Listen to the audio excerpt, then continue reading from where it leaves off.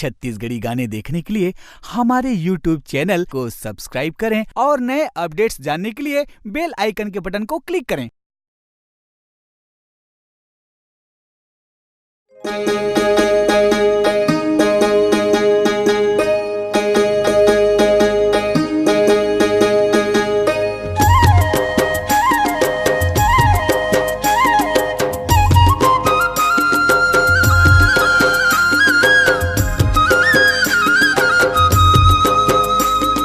स्वर्ग ले सुघर लगे हमर छत्तीसगढ़, ऊंचा नीचा पहाड़ पर्वत दिखे हरिया, साल दरिया गीत गावे हरे, तक दिन दिन हरे दैया बाजे मांदर।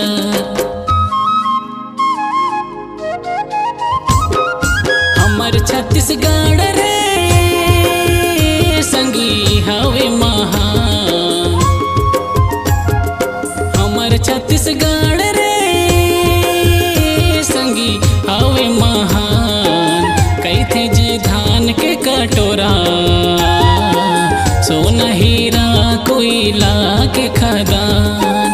कैथे जी धान के कटोरा, सोना हीरा कोयला के खदान। हमर छत्तीसगढ़ रे संगी हवे महान।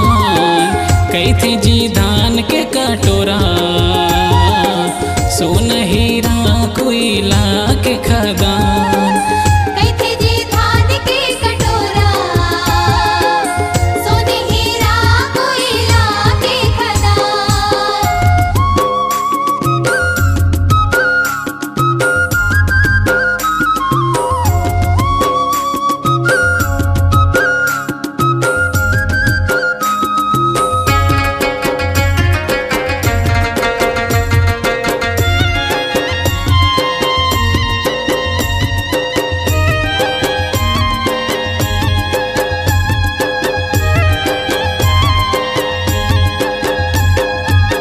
देश ले आए परदेश ले मुसाफिर, देथे दुलार अपन छत्तीसगढ़ महतारी।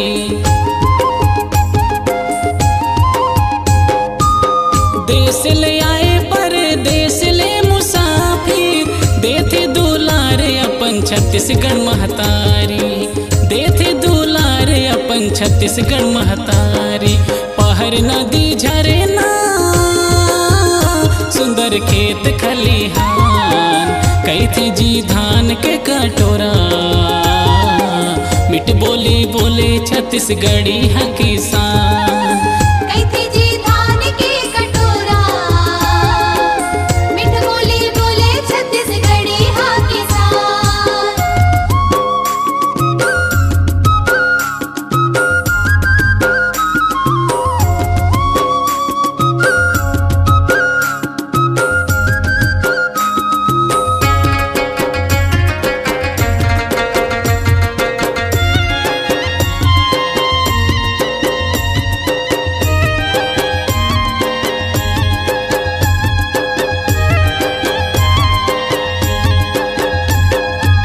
मारे हिलोर महानदी के रे पानी, यहाँ बिराजे देवी देवता मुनि ज्ञानी।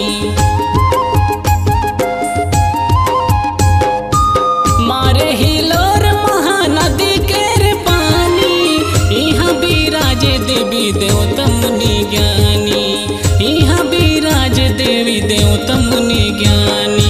सुबह कर मगोला हमर छत्तीसगढ़ किसान, कैथे जी धान के कटोरा,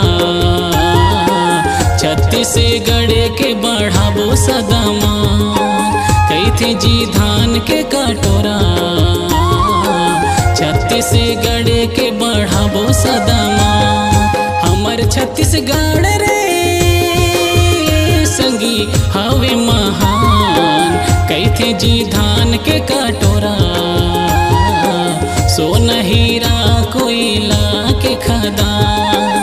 कैथे जी धान के कटोरा, सोने हीरा कोयला के खदान। कैथे जी धान के कटोरा, सोना हीरा कोयला